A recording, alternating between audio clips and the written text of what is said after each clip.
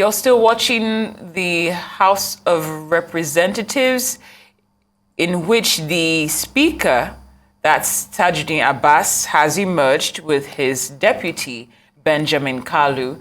Shortly, we'll be speaking with our correspondent, Abbas, who has been covering the activities going on both in the Senate and also is aware of what's happening at the House of Representatives right now. Omar, great to hear from you. Thank you so much for joining us on Newsday.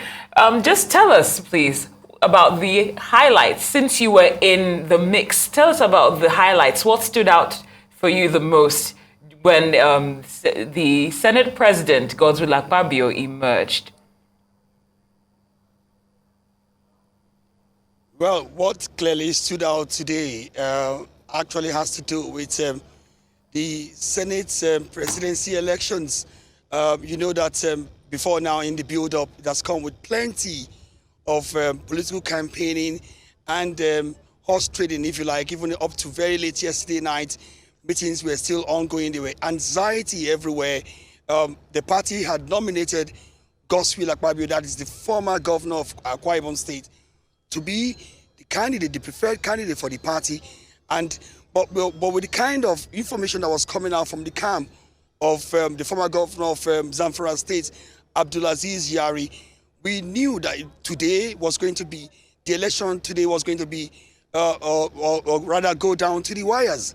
And that we know it was going to be a very keen contest, but eventually we saw it happen. The moment was called by the clerk when he asked for the nomination, and the nominations came in, and eventually the senators-elect had to go in for an open secret ballot elections. And at the end of the exercise and the counting, Akpabio came out with 63 out of 109 of the votes that was available, leaving his challenger, Abdulaziz Yari, with 46 of that of the available votes, which was just about a difference of 13. You know, emphasizing the fact that we knew all along that it was going to be really tight and very close, and that prediction came to pass. So that was the climax, you know, for so many of us, so many people, including, you know, APC party members who have been watching keenly about how it was going to turn out, you know, tonight. And then, of course, after that of the Senate presidency had been settled and the dust had really come down, then they had to go into the position of the deputy Senate presidency, which wasn't quite as conflicting or challenging as that of the Senate, you know, presidency, where the clerk to the National Assembly pulled the call across, asking for nomination. Nominations came with one of the senators-elect nominating the senator from Kano State, that's talking about Jubril Burao. But when he asked for the second nomination, and he had to do that 3 times, there was no other nomination. So automatically, Jubril Burao emerged unopposed as the deputy Senate president. But before all of this time, the nomination of Abdulaziz Yari by the senator from Adamawa State, Ishaku Abo, at some point was going to kind of generate some kind of rancor or chaos in the Senate, because there were those who were saying that maybe questioning his eligibility, whether or not he was ranking enough to compete for the position of the Senate presidency. But that didn't, you know, when all of those rancors and the noise went down, the clerk to the National Assembly just simply said, look, we have to go in for the vote, and the vote was conducted. So right now, Nigeria has a new Senate president, and he is the former governor of Akwa Ibom State, Godswill Akpabio.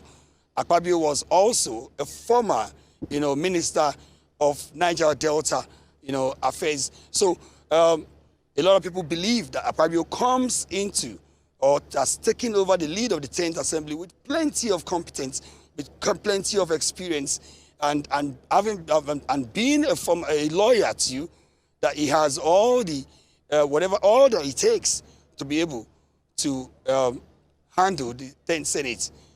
That's it.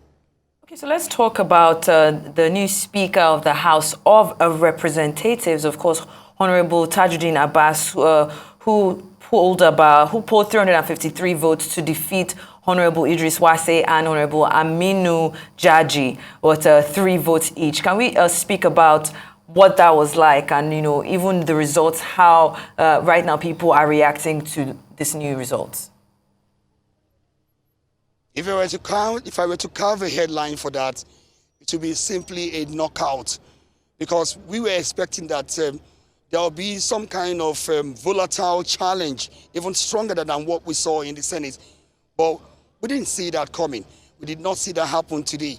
So it was more of an anticlimax for most of us who had followed the campaigns, ahead of this speakership race in the House of Representatives.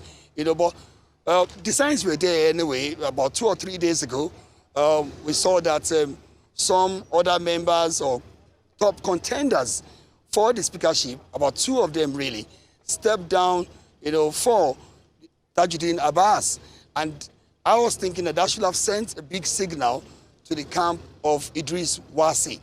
But Wase, believing in himself and his capacity and his followership, still came up and trying to challenge the position of the party, which has already made it known clearly that Abbas Tajudeen is his preferred candidate. So, it is in all democratic process, they had to go in for the elections.